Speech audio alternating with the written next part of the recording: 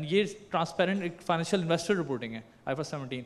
सो वो चीज़ें मेरे नहीं ख्याल मेरे व्यू में वो चीज़ें चेंज नहीं होनी चाहिए, वो जनरिक, क्योंकि उस पर it should not have an impact कि पॉलिसी लोग थोड़ी कहेंगे क्योंकि मैं IFRS 17 इंप्लीमेंट कर रहा हूँ, ये एजेंट्स को आप ये नहीं कहेंगे मैं अपना कमीशन या बोनस रेट चेंज कर दूंगा.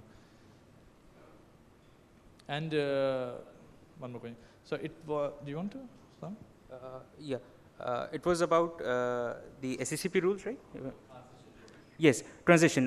Regarding the transition, the effective date is to 2021, but the comparatives have to be prepared for 2020. Yeah.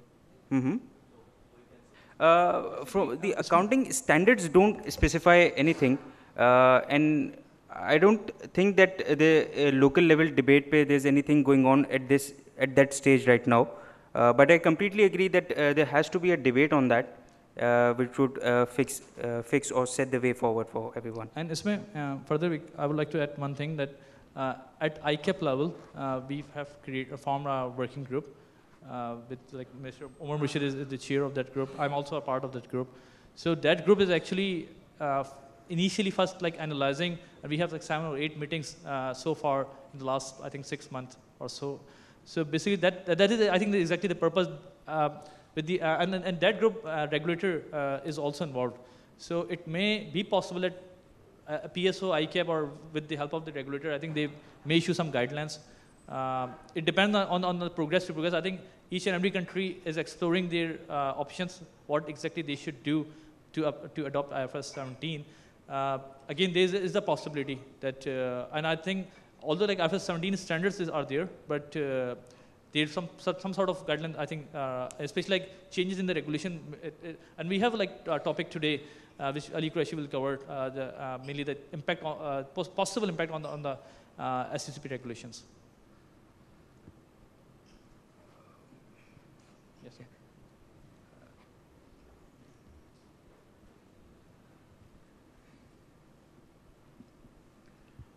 Actually, I would like to place some emphasis on determining the impact of this IFRS 17, not on just the financial reporting and how it will impact the balance sheet and top line and bottom line of the insurance companies, but what it will also bring in terms of changes to in the product design and benefits to policyholders.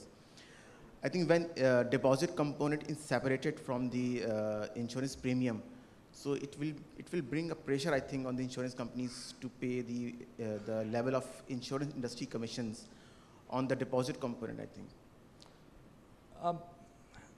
That is a very critical thing. I agree, and I think that's why the working group is created, and there are, I think, several professional and minds are working together to finalize some solution. Any further question?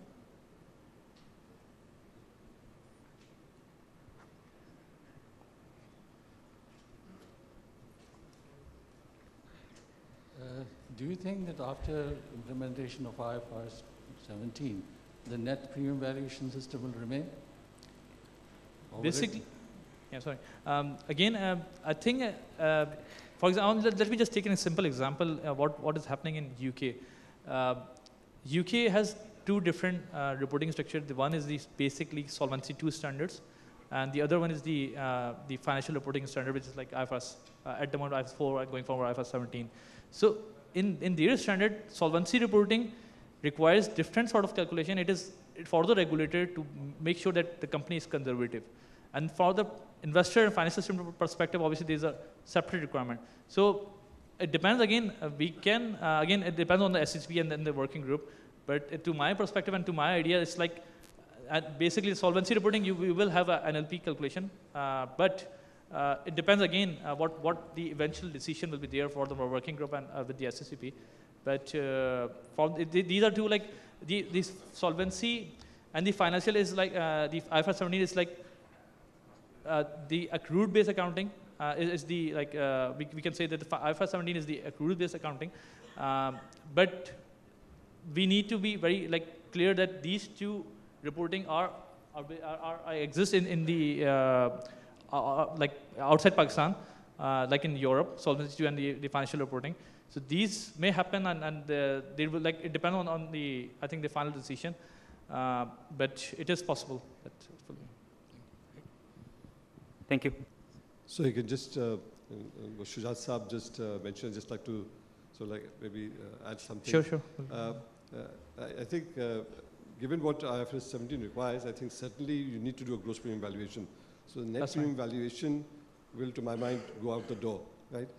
I would suggest that even prior to that, I think Nayyar introduced the fact that, you know, IAS 39 or IFRS 9 will now become imperative. So your available for sale investments need to be marked up to fair value. I think already the challenges relating to net premium valuation are already there. So you don't really need to wait till IFRS 17. I agree. I think sooner or later we have to get, I think everyone. Also IFRS 4, if you think about the liability adequacy test that's required, and in section 50 of the insurance ordinance, there is a the existing insurance ordinance, there is a requirement to make sure that, you know, on a gross premium valuation basis, that the liabilities are adequate, the reserves are adequate. I think all the general trend is there towards getting rid of the net premium valuation, going on to more explicit gross premium valuation. That's right. And thank you. I agree. I completely agree. In fact, like I'm completely agree, because like going forward, I agree. And thank you for your comments, Mr. Umar. Thank you. Thank you, Usama and Mohit, for your detailed presentation. It's time for a tea break. I would request everyone to please comfortable for the tea. It has been served outside this hall. So we will resume within 15 to 20 minutes. I hope that you all had a good time at tea. We all are refreshed for our next presentation. Our next presenter is a very renowned name of the industry. I can't basically have words for his efforts, for the valuable efforts which Umar Murshid is basically offering to the actuarial profession and the chartered accountant profession. Mr. Umar Murshid is a fellow of Institute of Actuaries and a chartered accountant. He has been working for this profession for the last 40 years. He is involved in UK, Pakistan and Middle East. Mr. Umar Murshid has worked in UK for 7 years in insurance and accounting firms. Over the last 26 years, he has headed a consultancy practice of over 450 professionals. Currently, he is the Chief Executive Officer of Siddharth Haider Murshid Associates. Today, he will share his valuable thoughts on the general insurance aspect of IFRS 17. Please put your hands together for Mr. Umar Murshid. Assalamu alaikum.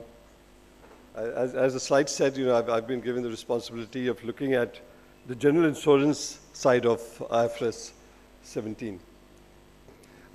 Just a brief thing of the agenda. I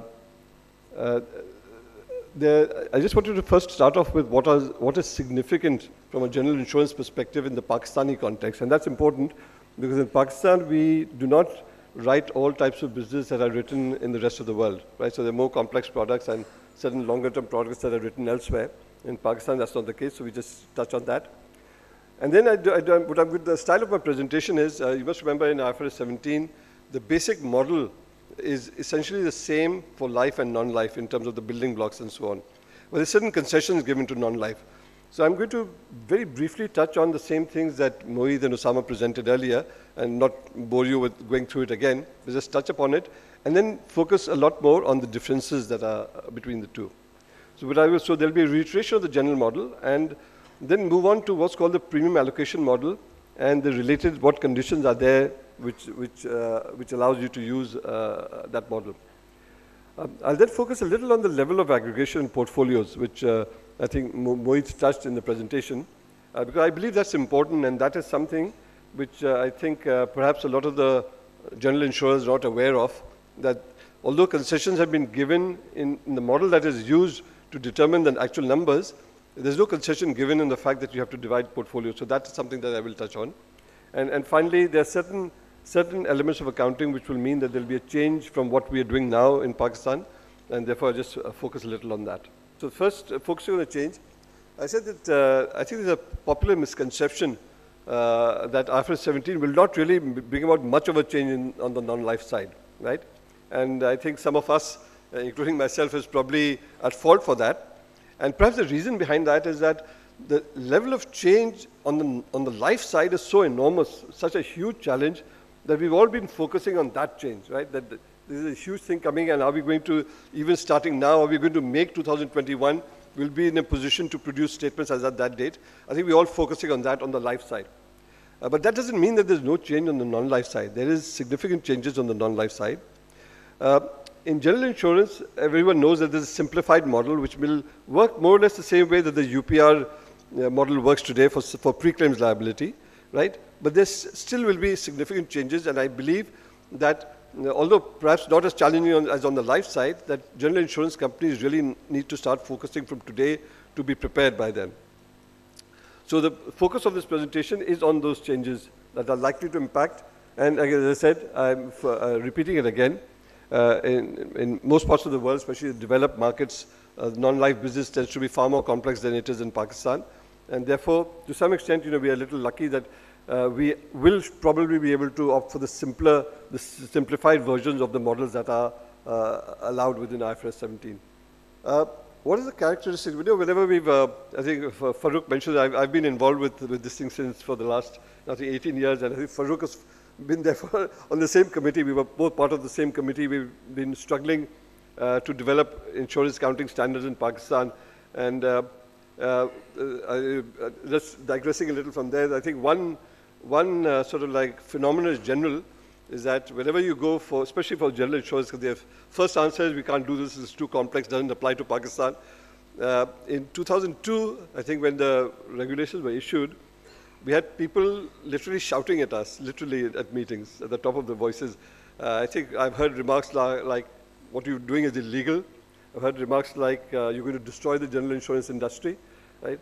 And yet, when the regulations that Nair spoke about that were recently issued, when these were being issued, we had the same people, or same, not everyone being exactly the same, but the same group of people coming and saying, no, what you did, this is working so well, why do you want to change it, right? So the same things that, so this cycle that, that the resistance to change, unfortunately, is part of our, I think, the nature of, I think, most Pakistanis, but specifically the non-life industry is something that I think that we must be ready for whatever is there. But anyway, but one of the things that they always said whether it be when we were introducing the original accounting regulations or IFRS 4, the revised, is that the general argument is that the general insurance industry is very simple. We have basically one-year contracts with a very short tail. This is the argument that they say, that very few policies are written for more than a period of a year, and those policies that are written, from the date of the claim, usually they all settle within a few months, let alone a year, so they're not long-tailed at all. So they said, why do you need all these regulations? Why do you need actuaries to do valuations of IBNR and so on, right? All of these arguments are advanced by them. And to some extent, there's a little bit of truth in that. And the reason I'm saying that is that when we look to see the potential problems with IFRS 17, we need to take that into account, take cognizance of the fact is that it is a much more simpler market than there in many parts of the world. So significant changes that are there, and obviously, I think this is similar to what was there, that for life side, the recognition of revenue, expenses, and profits will be different, right? Perhaps not as different as in the case of life, but they certainly will be different. Now, in the case of measurement of liabilities, the general model is the default model. This is something that is there. So it applies equally for life and non-life business. However, for the pre-claims liability, there is a concession given of a simpler approach to modeling, which is basically very similar to the UPR when we'll come to it, right? So that is allowed under certain conditions.